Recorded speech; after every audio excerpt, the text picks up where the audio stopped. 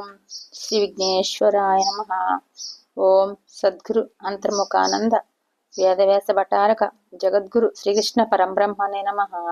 శ్రీమద్దేవి భాగవత మహత్యం భాగం 148గా చెప్పుకుంటున్నాం. అష్టమ స్కందం అధ్యాయం 3. మనుషులు పుట్టడం గురించి నిన్న చెప్పుకున్నాం. మను ద్వారా ఇంకా జరుగుతుంది. నారద, మనువుకి జ్యేష్ఠపుత్రుడు ప్రియువ్రతుడని చెప్పాను కదూ. అతడు పేరుకు తగ్గ కొడుకు. తండ్రిని సేవించుకుంటూ సత్య ధర్మ పరాయణుడై బాల్యం గడిపాడు. యవ్వనం రాగానే విశ్వకర్మ కూతురు బర్హిష్మతిని పరిణయమాడాడు. ఆ దంపతులకు 10 మంది కొడుకులు, చివరగా ఓర్జస్వతి అనే ఒక కూతురు జన్మించారు. అగ్నిద్రుడు, ఓర్ధ్వజిహ్వుడు, యజ్ఞబాహువు, మహావీరుడు, రుక్మ శుక్రకుడు, ఘృత పృష్ణుడు, సవనుడు, మేధాతిథి, నీతిహోత్రుడు, కవి అని వారి పేర్లు. అందరూ అగ్ని సమానుడు. వీరిలో మహావీరుడు, సపనుడు, కవి ఈ ముగ్గురు విరాగులై, ఆత్మ విద్యావేత్తలై, నిస్పృహులై, ఊర్ధ్వరేతస్కులై పరమహంసాశ్రమ వాసులయ్యారు. ఆధ్యాత్మిక ఆనందాన్ని చూరగొన్నారు. వాళ్ళిద్దరూ ఇంకా పరమాత్మనే పట్టుకుంటూ ఊర్ధ్వరేతస్కులై వెళ్ళిపోయారంట. ఈ ప్రియవ్రతుడికి అపాస్య అని మరొక ఇల్లాలు ఉంది. ఆమెకు ఉత్తమ, తామస, రైవతులని 3 పుత్రులు జన్మించారు. వీరు మహాజనులై తర్వాత కాలంలో మన్వంతరాధిపతులు అయ్యారు. ప్రియవ్రతుడు తిరుగులేని పరాక్రమాలతో 11 అద్భుతాల పాటు భూగోళాన్ని పరిపాలించాడు. సూర్యుడు ఒకవైపున ప్రకాశిస్తుంటే భూగోళానికి మరొక వైపున చీకట్లు ముసురుకోవడాన్ని గమనించాడు. నా పరిపాలనలో చీకటి ఉండటమా, దీన్ని తొలగించడం ఎలాగాని చాలా కాలం ఆలోచించాడు. యోగ బలంతో చీకటి తొలగిస్తానని నిర్ణయించుకున్నాడు. ఆదిత్య సమ తేజస్కమైన రథం అధిరోహించి భూగోళానికి 2వ వైపున వెలుగులు నింపుతూ పర్యటించాడు. అతడి రథమేమి 7 చోట్ల భూగోళాన్ని చీల్చివేసింది. అది 7 సముద్రాలయ్యాయి. అతను యోగ బలంతో చీకటిని తొలగిస్తానని నిర్ణయించుకున్నాడు. ఆదిత్య సమ తేజస్కమైన రథం అంటే సూర్యుడు తేజస్తో ఉన్న రథం అధిరోహించి భూగోళానికి 2వ వైపున వెలుగులు నింపుతూ పర్యటించాడంట. అతడు రథం యొక్క నేమి 7 చోట్ల భూగోళాన్ని చీల్చివేసిందంట. అవి 7 సముద్రాలు అయ్యాయంట.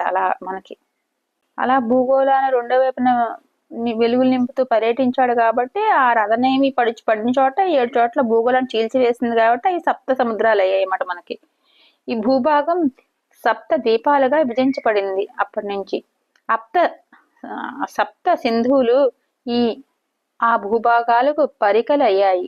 అప్పటి నుంచి 7 ద్వీప వసుంధర అనే మాట స్థిరపడిందంట. అప్పటి నుంచే ఇదంతా చేసిన అతని పేరు ప్రియవ్రతుడు అన్నమాట. ఆ ప్రియవ్రతుడు మనువు పుత్రుడు.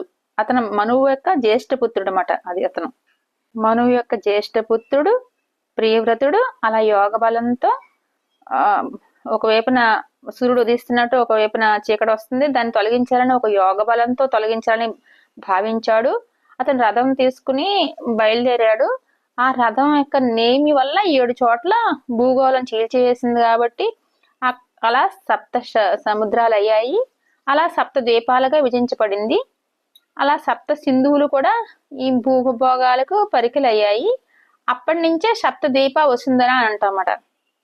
ఇంకా జంబూ ద్వీపం మనది. జంబూ ద్వీపం భరతవర్ష భరతఖండ అని మనం గోత్రనామాలు చదువుకున్నప్పుడు చెప్పుకుంటాం కదా. అలా మనది జంబూ ద్వీపం, మనది జంబూ ద్వీపం కదా. ఇక్కడ ద్వీపాల గురించి చెప్తున్నారు.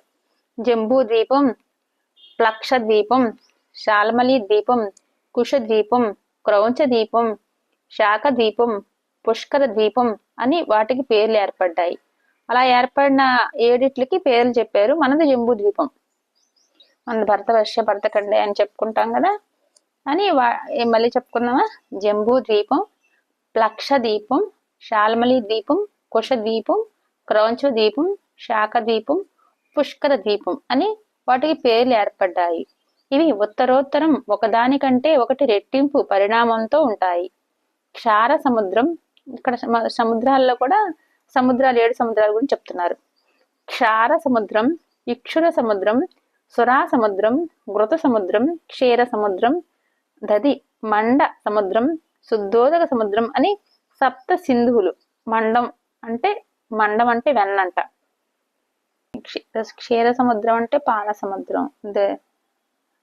దది మండ సముద్రం అని, శుద్ధోదక సముద్రం అని, క్షార సముద్రం, ఇక్షుర సముద్రం అని, సురా సముద్రం అని, ఘృత సముద్రం అని. వీటిలో జంబూద్వీపం క్షార సముద్ర పరివేష్టితం అంట. జంబూద్వీపం అనేది క్షార సముద్ర పరివేష్టితం అంట. దీనికి ప్రియవ్రతుడు తన కుమారుడైన అగ్నిద్రుడిని అధిపతిగా నియమించాడు. ప్లక్ష దీపం చుట్టూ ఉన్నది ఇక్షుర సముద్రం, ఇక్షురస సముద్రం. దీనికి రెండవ కొడుకు ఊర్ధ్వజుహుడు పరిపాలకుడు. సురాజలది పరివేష్టితమైన శాల్మలి ద్వీపానికి యజ్ఞబాహు పాలకుడయ్యాడు. ఘృత సముద్ర సంప్లుతమైన కుశద్వీపానికి హిరణ్యరేతసుడు రుక్మ శుక్రుకుడు అధిపతి. క్షీర సముద్ర సంపక్షమైన క్రౌంచ ద్వీపానికి ఘృతపృష్ఠుడు. దదిమండ సముద్ర వేష్టితమైన శాఖ ద్వీపానికి మేధాతిథి. శుద్ధోదక సముద్ర వేష్టితమైన పుష్కర ద్వీపానికి నీతిహోత్రుడు అధిపతులుగా నియుక్తులయ్యారు. ప్రియవ్రతుడి కడగొట్టు బిడ్డ ఓర్జస్వతిని భృగు వంశజుడైన ఉషసనుడికి ఇచ్చి వివాహం జరిపించారు. ఈ ఉషసనుడు రాక్షస గురువై శుక్రాచార్యుడుగా కావ్యుడు ప్రసిద్ధికెక్కాడు. వీరికి ఒక కూతురు జన్మించింది, దేవయాని. పేరు వినే ఉంటావుగా, ప్రసిద్ధురాలు. ప్రియవ్రతుడు ఇలా భూగోళాన్ని సప్త ద్వీపాలుగా విభజించి తన పుత్రులకు అప్పగించి తాను వివేక సంపన్నుడై యోగ మార్గాన్ని పూర్తిగా అవలంబించాడు. ఈ ద్వీపాల గురించి వర్ణనంతా మళ్ళీ వివరంగా ఉంది, తర్వాత చెప్పుకుందాం. ఇప్పుడు ఓం శ్రీ గురుభ్యో నమః. సర్వం శ్రీ కృష్ణార్పణమస్తు. అధ్యాయం 3 సంపూర్ణం. 148గా చెప్పుకుంటున్నాం. 148 భాగం సంపూర్ణం.